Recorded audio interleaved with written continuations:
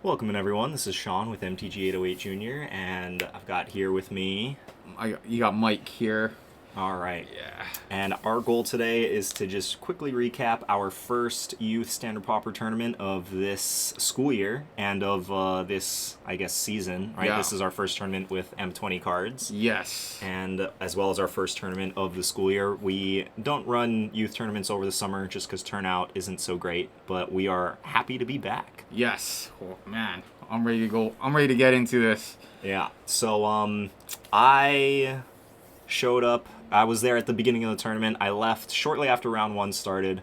I had work that day, so I couldn't stay the whole time. But Mike held down the fort, and Eric was also there for the tournament, Eric unfortunately couldn't be here today. But they did a great job running the tournament, and so we're just going to be recapping it, looking at the decks, and I'm really curious to see, or to kind of pick Mike's brain on... how all the different decks played out, especially with the new cards. So that's the plan for today. So our top four, what did we have? We had 8 people. We had 8 people, yes. We had 8 players. Props to GameStop Kapolei for hosting us. Yes. It's a new partnership for us, but yeah. I'm optimistic about continuing it. So let's see. We had Jansen right here coming in first place playing... Blue-black mid-range. Yeah. Good old. He's been playing this archetype for a while now, quite a long time. Off and on, yeah. but he's been playing it for a while.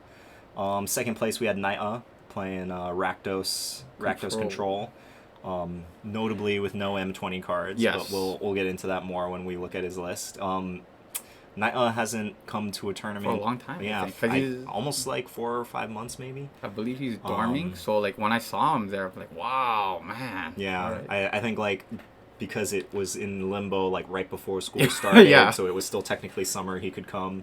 So it was awesome to see him, and I think he finished Swiss in first place. He went 3-0 in the Swiss, so congratulations to Naya for coming in second. Third was JP, playing his trusty mono green aggro. Oh man, right? Mono green. Got some big upgrades, and JP is proven to be the master of that deck on the youth circuit. So. Yes. We'll take a look at that. And then in fourth place, this was Jace. Jace, as in Jace Bellerin, spelled the same way, right? Yeah, Jace. I think he goes to Eva Middle School, and his dad actually taught him how to play Magic. So yeah, he said he built his deck with his dad, right? Yes. Yeah. So this was his first tournament, and he, showed that he can game by. He came in fourth place. Fourth place. Yeah. Yes. So congratulations to our top 4, and we're gonna swing on over here to the decks. So we'll start with fourth place. We got Jace's blue-red spells deck. All right. So again, disclaimer before we jump in too deeply. Downshifted rarities are legal for the youth tournaments, so if you are here trying to get tech for any MTG Arena Pauper events, unfortunately, these decks will not directly translate, but we do allow downshifted rarities, so like Lightning Strike and We Dragnauts are legal in our tournaments, even though they're uncommons. Currently in Standard, they were commons previously, so therefore they're legal for us. Yes. But that is not the rule on Arena. Alright, so... this deck, blue-red spells. What is your take on this deck, Mike? Okay, so I like where it's going. However, I think on the 4-drop slot, it just gets cloggy. I do like the inclusion of winged words, but I felt like cards like Sky Theater Strix would have been really good in here. And I noticed that he was running 3 copies of Shock instead of 4. So, maybe future tournaments, maybe up it up to 4. Okay. I think, and he's running Thunder Drake. For me, I felt it was more like a 2 of, just because I don't know, Wee Dragonaut just probably, I seen the Wee Dragonaut do a lot of work.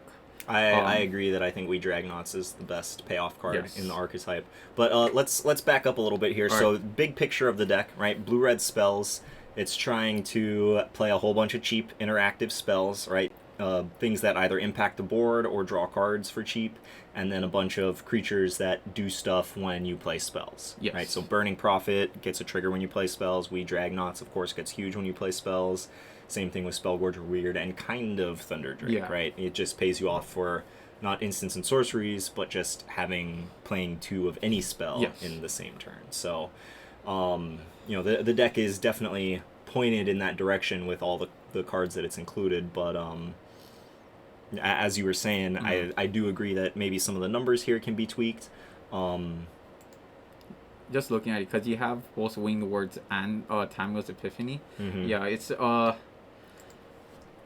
maybe trimming them down. Like you could have trimmed them all to add one more Wee Dragonauts, another Shock, and maybe one more Shivan Fire or cantrips. Yeah.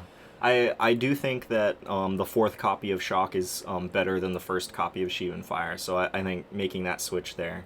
Because, like, even though Shivan Fire can kill Yes. bigger creatures, like, I think, like, the way that the deck is built, you're trying to just kill them before Yes. they play big creatures, and you're still playing stuff like Unsummon, right, Oh, to have game against big creatures. And Shock, like, just going to the Mhm. dome, I think, is really important. Spellgorger Weird, like I did see it do work, but I think in most cases I just seen it like I never seen it with a counter on it. Like for the times I've seen him play it. But I did see Thunder Drake do work. But yeah, the fact that there's 3 is kind of hard because then like you want to get more spells out. Yeah. The curve of the deck is really important because you are trying to like set up for a really big turn of like casting 3 or 4 instants and sorceries in one turn. Of course. So playing a bunch of 4-drops is a little clunky. I do think that having like a big creature up at the top of the curve is fine. Mm-hmm. But the thing about Thunder Drake is that it grows so much slower than all Yes. the other cards, right? It only grows once a turn, right? And whereas We Dragnauts and Spellgorger Weird and Burning Prophet can all grow like multiple times in a Yes.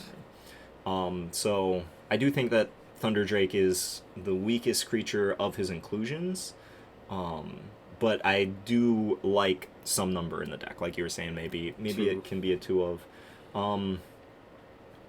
I like that he included so much card draw.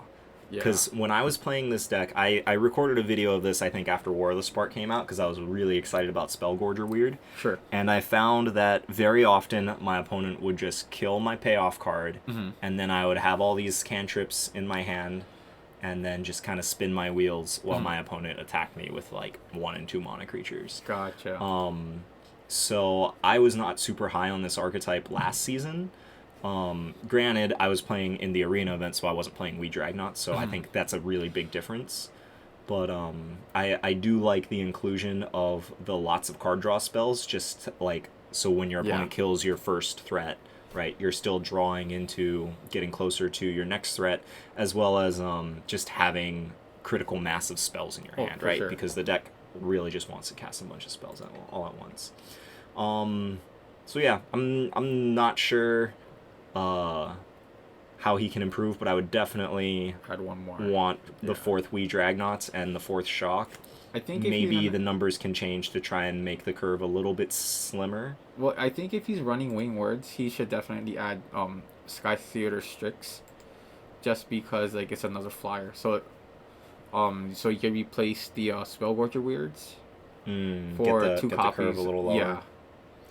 I could see that. When I was playing the spell, I was playing like 4 Spellgorger Weirds, 4 Burning Prophets, 4 Thunder Drakes. When I was playing it in the video, and Spellgorger Weird either died right away or it just got blocked. Right? Oh, okay. And I like couldn't effectively race my opponents. So I mean, if not, you may. I think there's Fire Urchin, because at least it has. I think it has Trample, and it does. It's a 1/3 for 2 mana. Fire Urchin is a consideration, but as you were saying with Winged Words, then maybe Sky you want Theater the Sky Strix. Theater Strix. It doesn't block as well, but the deck is kind of just all in on being spells. a good attacking Yes. deck. And then got some, pretty standard sideboard stuff. Fire Cannon Blast, good at killing big things. Active Treason, also good against big things. Thought Collapse. I think it was pretty cool because I think it only. I remember you talking about how cancel would be a good choice just because like when we look at Jansen's deck, you'll know why cancel would be a better option than thought collapse. Right, milling creatures into the soul salvage deck's Yes. graveyard is a liability, right? And he's never going to deck anyone out Yes. with thought collapse. So I do think that cancel is better, but just with this functioning as a cancel, Or like maybe I think it's a fine option. I think he could have used like negates because looking at the card the deck list, no one ran negates in this tournament. Whoever ran blue did not run negates. That was interesting. Yeah. Well. So like maybe negates,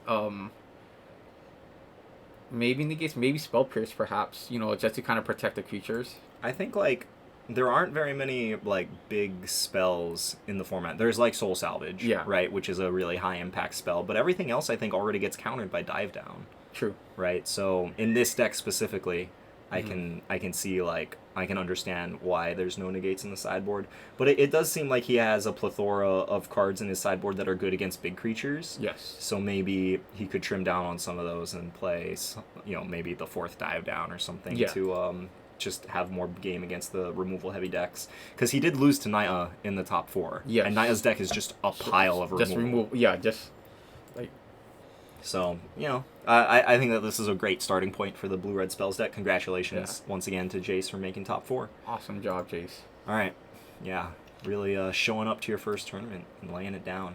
All right, third place we had JP. We talked a lot about this deck in our M20 review. And yeah.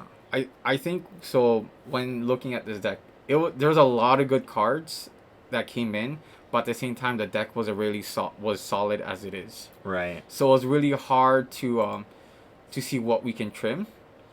But definitely we needed place for Frill Sandwall. It's just super good right now. I mean, like you got to see him have it in play. Was it as good as we were talking it up to be? Yes. Yeah. So I think because he played this before, he played with this card before. When Amonkhet Hours of Devastation was still in the format. So, I think just getting used to it again is just something that he'll work on. He'll work on. Yeah. But yeah, Frill Sandwall did do work. Nice. That's good to hear. I am surprised to see only 2 Sauroform hybrids. Like I feel like one of the ways that this deck loses is by mana flooding, and it's just like such a good 2-drop. It's a fine 2-drop to have when you're not flooded, but then when you're flooded, it's just amazing. So that's my only comment on the deck. I do like the inclusion of Silverback Shaman. Good old. Yeah, I seen good old gorilla. I seen JP pull it in work with this. I'm like, I look at my head. I'm like, wow. I look at myself. I'm like, wow. Okay. Yeah. We did trim down a bit on the Jade Guardian, just so we can test out some of the new cards as well. So like the Gorilla Shaman. Yeah. So a lot, and same thing. We trimmed down the Growth Stalker, so we kind of gave up some of the unblockable ish for the Frill Sandwalla, and we added Growth Cycle. Growth Cycle did really good. Oh yeah. I know that we were debating between Titanic Growth and Growth Cycle, but the more I thought about it, the more I'm pretty certain that if you're playing for Titanic Growth, you should just be playing Growth Cycle. Yes. Right? Like, and the reason is, I think, in the early game, when you cast your first copy, the difference between +3/+3 and +4/+4 is almost negligible, right? You're going to win combat by casting +3/+3. Yes. Almost always. I've seen instances where where JP would cast would attack with the Frill Sandwalla, attack, and then add the extra and activate the ability off of Frill Sandwalla. So like, wow.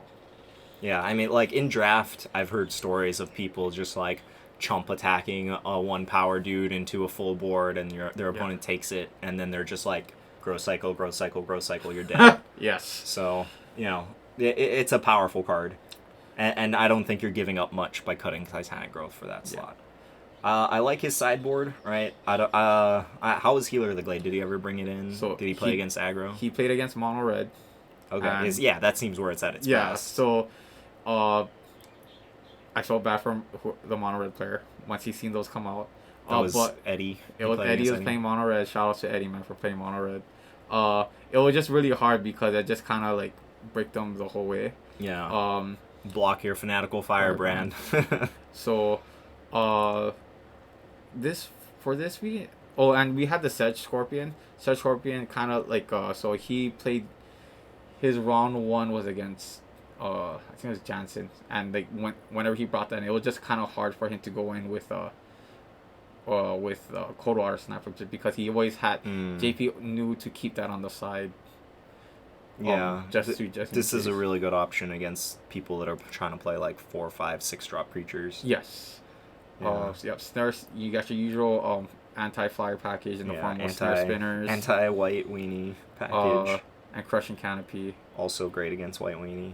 I do like overgrown Armasaur against the decks that are damage based removal. Mm-hmm. Right, like. Because the decks that are full of like shocks and lightning strikes, they're gonna kind of draw the game out. Yes. So you're gonna get to 5 mana. You play this, and then it's almost always a 2-for-1 that leaves behind 2 tokens. Yes. Right. So very, very good in those matchups. Probably not the best in other matchups. So yeah, it's like a high impact sideboard card, but only for the shock decks.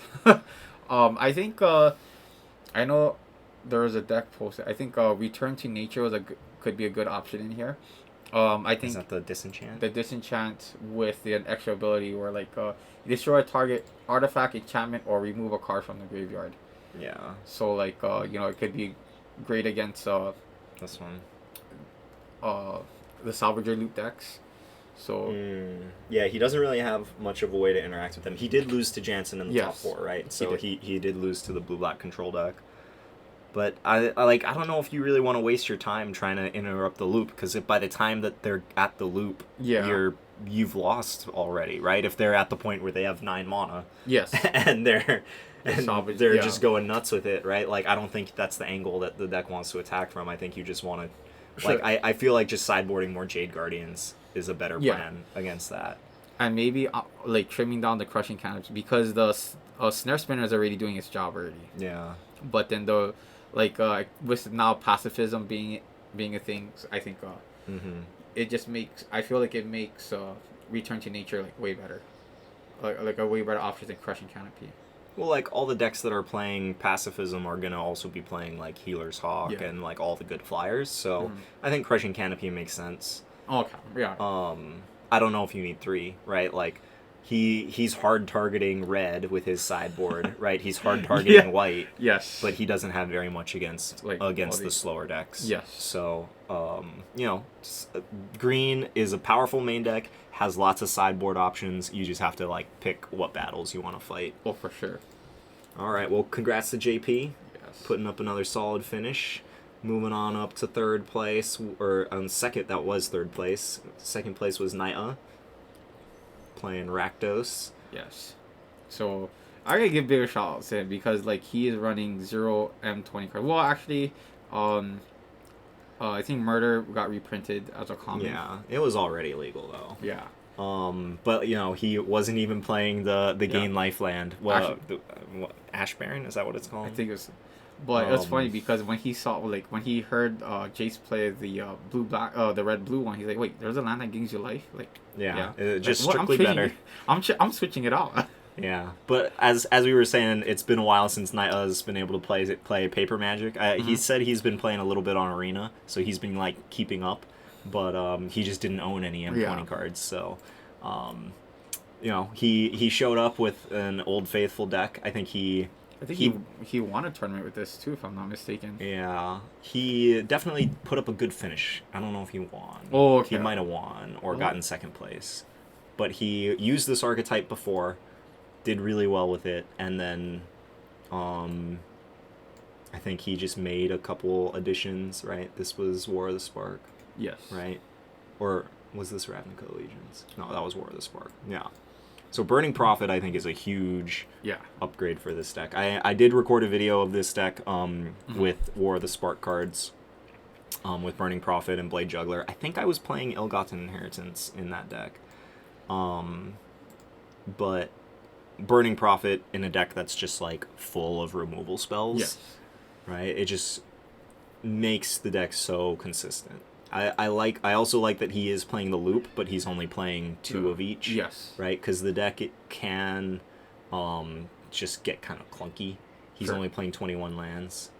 I think he could have put more like burn. I don't know. Like I was looking at it, he could put more burn spells, perhaps. Yeah, I do think that Sheevan Fire is better than Fungal Infection. So I would max out on Sheevan Fires and probably trim Fungal Infections for that. And definitely add Disfigure for sure. Disfigure is like. I mean, it does Yeah. the same thing as Sheevan Fire, right? Yeah, that's Almost. true, yeah. I guess if they're attacking with a 3/3 into your Burning Prophet, then Disfigure means your Burning Prophet lives. But Yeah. in many cases, it's yeah. it's similar to Sheevan Fire. I do think he's kind of playing a lot of ways to target like go wide decks, which I don't know The if he X really ones. needs to, right? Yeah. Like Fungal Infection is good against a bunch of X1s, so is Pyrohelix. But it seems like there's some space for him to trim stuff to you know, he could maybe get Ill-Gotten Inheritance in there. That's good, yeah. Maybe perhaps adding the Audacious Thief. I think. Audacious Thief. Yeah, in a deck full of removal, it seems like a really good fit. You want to be able to refill your hand as much as possible. Yeah. So, I do think that this archetype, there's a chance that it survives. It's going to be losing Gitu Chronicler, which is a really big hit. Yes. But even without the like super inevitable endgame loop, like if you're just playing like Audacious Thief, Blade Juggler, Burning Prophet, and then a pile of removal, Yeah. like I think that's still going to be a really good deck. I think if he turns, I guess he can turn into like a mid-range-ish deck. Yeah. So he did lose to Dimir Control in the finals, or Yes. Dimir Midrange. And this deck is just laughably bad against blue-based control decks. Yeah. Because, like, this deck is, like, all removal, and your removal barely matters against them, right? Yes. Shocking a Cloudkin Seer just feels so bad. And by then, And then they just have a bunch of removal for your key threats. Yes. Right? And then after board, they get to just side in cancels, right? Did Jansen have side no, he had. cancels in his sideboard? I don't think he had any counter magic in his sideboard. Okay. So when you take a look at it, you'll see. Okay. So Dead Revels was still big game, right? He probably sided in Dark Bargain too. I haven't seen him play Dark Bargain. Like I think he could have so. Because if blue control does not have cancel, then this deck like has a fighting chance against it. But I think yeah. But I think at the time I didn't know what was like the side what they sideboarded in. Mm-hmm. Because he could just bring in Gitu Chronicler, Dark Bargain, Dead Revels, and Blade Juggler and trim a bunch of his removal, and then he would be much better at going long. So, like, what was the finals a close match, or did Jansen just run away with it? Yeah, I felt bad. Jansen just kind of like because Jansen would play a creature, Niall would remove it. He'll play another creature, remove it. Then he'll play Soul Salvage, bring those two back. One of which would be, I think he had a Salvage Your Secrets in the graveyard to bring it back and just kind of just rinse and repeat. The blue-black deck has way more card advantage, which is what these slow matchups is all about, right? Yeah. Like, Nyla has the cantrip creatures and then a little bit of the loop, but, he did trim down on the loop to make himself better against aggro. Yes. But he paid the cost to... he gave up those percentages against the mid-range matchup. I mean, yeah. I think it's because usually, and I think you touched on this before, anytime a new set comes out, usually aggro is the best way to go. Just because everyone's trying to figure out what the metagame is going to look like. Yeah. So I don't think it's wrong to hard target aggro with your main deck. Maybe not this hard, but I don't think it's wrong to have your main deck configured against aggro, and he did have a bunch of tools in his sideboard for the slower decks. I do think that duress is really important, but mostly because I would expect blue control to bring in cancel. Yeah. So being able to get their cancel out of their hand, to resolve your Dead Revels, to fight them on the card advantage axis. Yes. I think is really important. And he only had 11 cards in his sideboard, so he could have had 4 duresses in there. But yeah, great job, Naya. Good. It was good seeing you come out and Yes. put up a solid finish. And We hope to see you we hope to see more tournaments. Yeah. Looking forward to it, man. get those M20 cards in the deck. The Gain Lifeland and Audacious Thief. Yes. All right. And our first place deck, which has, well, I guess my number 2 for best card from M20 was Cloudkin Seer. Mm-hmm. Right. All right. Notably, both of us picked Pacifism as our number Yes. 1, and there's no copies of Pacifism in the top 4 here, which Zero copies. we can talk about after this. But Cloudkin Seer, tell me, how good was Cloudkin Seer whenever Oh Jansen my gosh! cast All it? right, so every time he just drew like, it was when I see him play. Of course, he got his card, and like he always used like so. How Jansen plays, I think he starts to play more of a conservative player. So he would just chump block with it. When he did have one on the field and the field was clear, he would just start swinging at him, especially against Joy Paul. It is a good clock. Against JP, because he would just start swinging and he would just have all his land-based creatures as blockers, and then just start swinging with Cloud Conceer. Yeah, this yeah, it did work. Looking at this list, I would go up to 4. That's like I automatic. agree. Every time I build blue-black mid-range, I start with 4 Dusk Legion Zealot, and I think that now Cloudkin Seer would also be the next 4 of to just start with. He is also playing Audacious Thief, which I think was my number 3. Yes. And you had it on your top 10 list as well. Yes. You said you were less impressed with Audacious I was less Thief. impressed with this card. Why over do the you think weekend. that is? Well, I think one, because it's still early, and usually what happens is, so I seen Jansen plays more against Naya, and of course Naya playing control, once he would just die. it would just die. Like, it will not even But like in his matchup against JP, against Joy Paul, was he just like not in a position to attack with it, or No. did he just not draw it? I think a little bit of both. I think I seen him play it once, but I think he just used it to chump block. I never seen it because usually when JP will already have a field, and Yeah, Audacious Thief is at its best when you're on your front foot, yes, and he only has 4 Disfigures, 4 Moment of Craving, and I guess Essence Scatter can help keep the board clear, but yes, Audacious Thief is at its best if you like stick it when you're either ahead on board or the board is even. So like looking forward to Audacious Thief. I wouldn't mind trying it again, just because one, it's still early in this meta, in this format, and I mean, if I were to make changes, I would just go straight hard 4 into Cloud Conceer and just maybe taking out the other 2 for Augur Bolus. That is an option. Augur is much better against aggro. Yes. So maybe Audacious Thief belongs in the sideboard. Yes. And looking at his sideboard, yeah, he's running 0 copies of Counter Magic. And if I think from looking at it, I think this is his sideboard. He kind of kept it to the same from when he competed in the scholarship tournament. Yeah. So you have the Artful Takedown, the Ill-Gotten Inheritance, 3 Augurs. What, he just brings this in against red? Yes. Okay. He did bring in Undercity's Embrace against Jace. Just because, like, is it spells, you probably have like 1 or 2 creatures out, and then I've seen him use this on Jace, making him sack his Wee Dragonauts. And with the yeah, it gets around dive down, which is important. yes, and a lot of the kids were, how come only 1 Coldwater Snapper? So this deck is only running 1, and I thought it was pretty fitting for the deck, because we added in Boneclad Necromancer, which, aside from Cloud Conceer, that did a lot of work. Yeah. Putting out 5 power that spreads out like that, like it stabilizes a board. Yes. I was, when you had this on your top 10, I was really surprised, but then I played with it in Limited, and I was like, wow, this is really just a brick wall. Yes. And especially, like, they'll just remove, they'll chump to try to remove the Necromancer, which is fine, because he'll always have the Soul Salvage ready.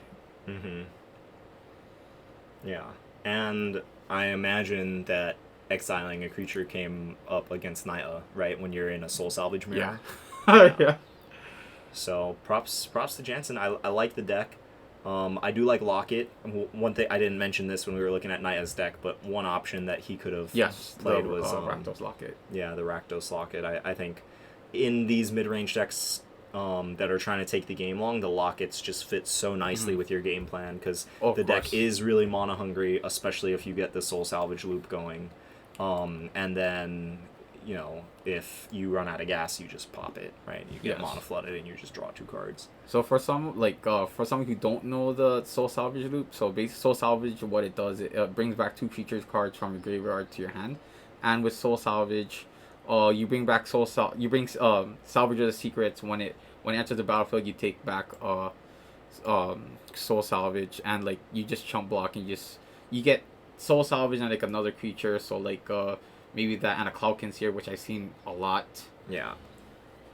But even without Salvager of Secrets, right? Just Soul Salvage, get back like Cloudkins here, Dusklegion Zealot. Like that's gotta feel great. Yeah, even like even the Singleton Coldwater Snapper.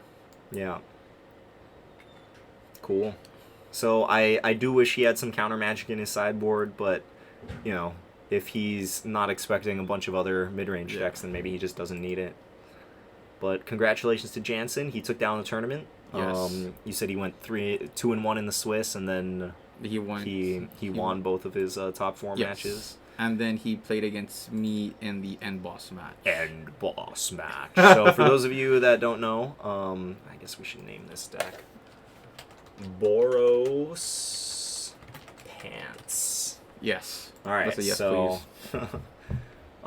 every youth tournament we run, one of us will play the end boss match against the winner. Where basically, if they beat the end boss, then they get the loot from the end boss, which they get to roll a d12, and they get that many extra packs if they win. Oh yeah. We have been known to lose in the past, but you did not lose this time. Yes. So tell us about this deck. So before I go to it, so I chose this just because sorry, Sean. The last 2 you played with it, you did lose to it against Skylar. I think you lost to him twice with this when he was running this. So sorry. I did lose the end boss match against this deck. So this deck got a really big upgrade in the form of Fencing Ace and God's Willing. Yeah. Both downshifted rarities. Yes. Right, so uncommons in M20, but they were commons before. So what this deck tries to do, you just play like a lot of threats. You play like your early threats like Rustling Falcon. You got 18 creatures in the deck. Yes, and you just put on pans in the form of auras. You have Frenzied Rage, Swashbuckling, Knight's Pledge, and then for any spot removal you have God's Willing, which did really good. So there's an instance where we kind of had like a pseudo counter war-ish. So he plays a removal he'll spell. play removal, I'll play God's Willing. On the stack he'll play another removal, then I'll play God's Willing. Then they go. Wow. All Johnson said was, that's a really good card. Oh yeah, protection is really nice. And you set up your draw for the next turn. Yeah. But I'm not. Johnson did give me some rubs. I think I went 2-1 with this deck. I would imagine that this deck has a bad matchup against the mid-range decks, just because like they are just 2-for-1ing you all the time. Once you put pants on a dude and then they use a removal spell. But I do think that God's Willing, like I think the matchup depends on how many copies of God's Willing this deck draws. And I think both games that I went first. So like that was really, I think that was big. And it was funny because Julian's been known to play this deck. Yeah. And I talked to him last night. Sorry, small tangent. I talked to him last night. I told him about the deck. He said, "Yeah, I'm in." So like, he said he'll be there at the next tournament, and hopefully he'll run the form of this. Let's see how he does. Yeah, this seems up his alley. So one thing to note with God's Willing is that protection means that it is immune from anything of that color. Yes. So if I have a Healer's Hawk with a Frenzied Rage on it, and my opponent tries to shock it, yes, and I cast God's Willing on it, giving it protection from red, it'll counter the shock, but the Frenzied Rage will fall off because it's red, and the creature now has protection from red. So that's one kind of like niche-y scenario with God's Willing, but this card is just so good. Yeah, and it sets up your draw. Yeah, I mean, the scry is gravy. You would play this card in this deck even if it didn't scry. Oh yeah, yeah.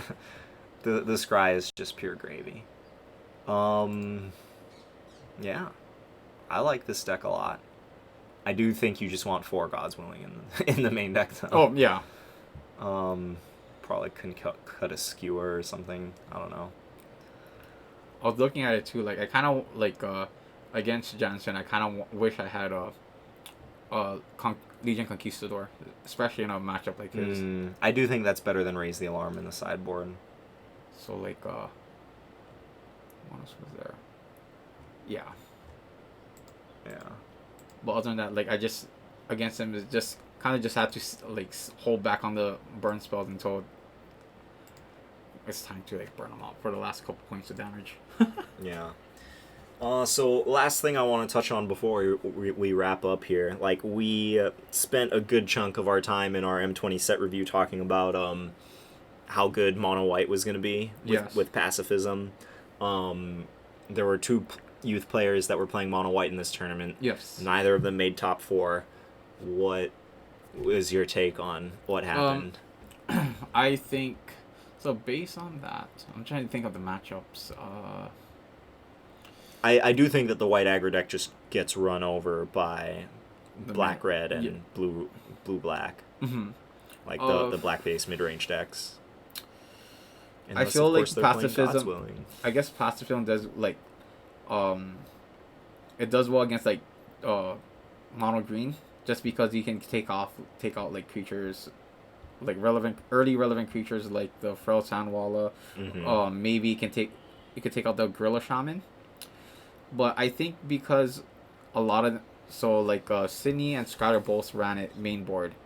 I guess because they're so used to running it in the sideboard, in the form of luminous bonds. Right. I guess it just and they didn't have much time to test with this, so that could be a factor. So maybe like more testing with it could probably help them in the next tournament. Okay, yeah. So just getting more familiar with the deck. I mean, Sydney's been playing basically just mono white for many seasons now, and her regular standard deck is mono white too. Yeah, but if you're looking at the top 4, right? Like, blue red spells is really good against mono white because it's just a pile of removal. Yes. Right. The black red and blue black is just a pile of removal. Yeah. So, I think look at it now, I think because of the other decks were playing a lot of removal. That's what kind of helped. That kind of made things hard for the traditional aggro decks like mono white and mono red. Yeah. So I don't know. I don't have their lists here in front of me, but mono white does have tools that are good against decks that are heavy on removal. Were they playing Short Sword? Were they playing God's Willing? Were they playing Legion Conquistador? Everything but God's Willing.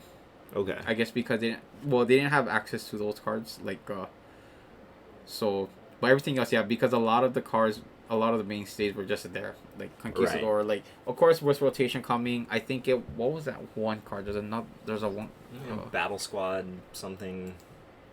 Battle Squad Militia, I think it's called. Where is it at?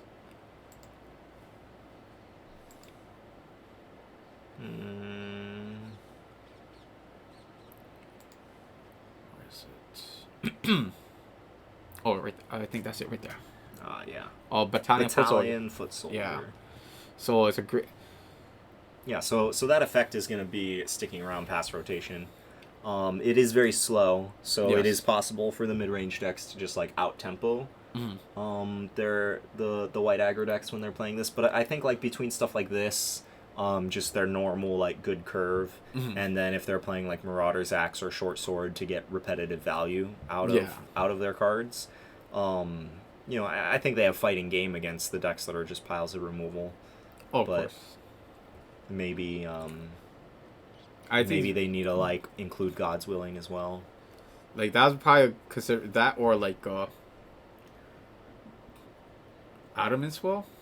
No, well, yeah. Adamant Will is it's a good main deck card because it's good against the other aggro decks, right? Because it helps you win combat. and it gives a creature indestructible. Yeah. I mean, the only card that's really does anything against it is for now is Moment of Craving, -2/-2, and well, Disfigure now. So those two. But yeah, I think God's Willing will be like.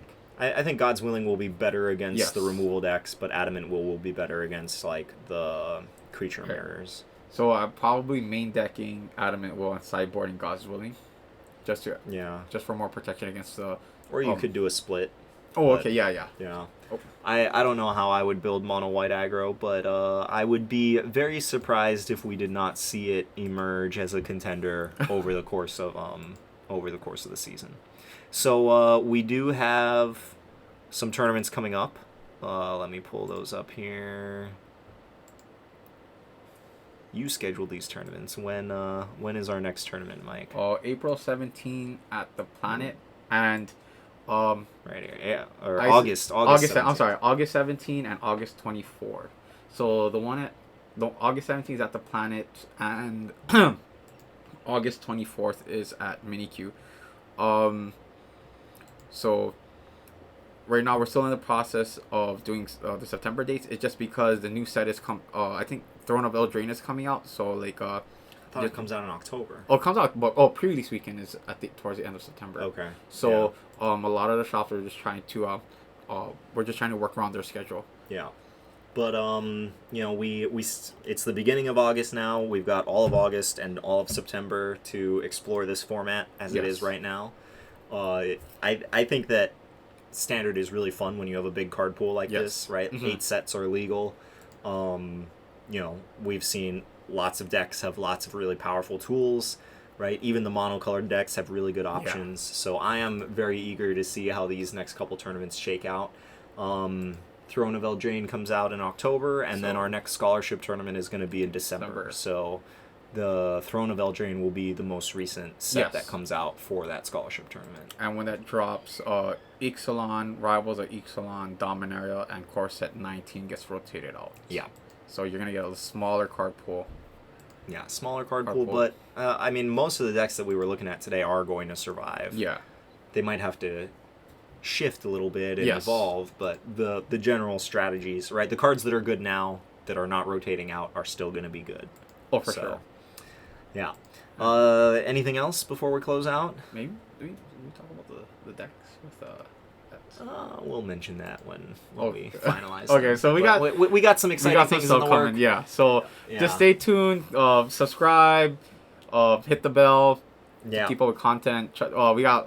We're trying to do as much thing as possible to bring out good content to you and good content to the youth. So yeah, keep a lookout. We'll if you want to see any sort of deck techs and stuff.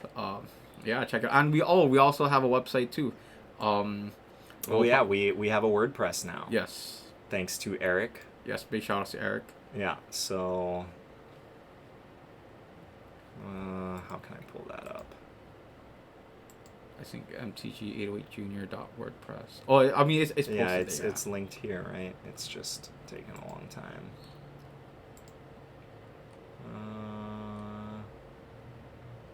Not that one. This one. Boom.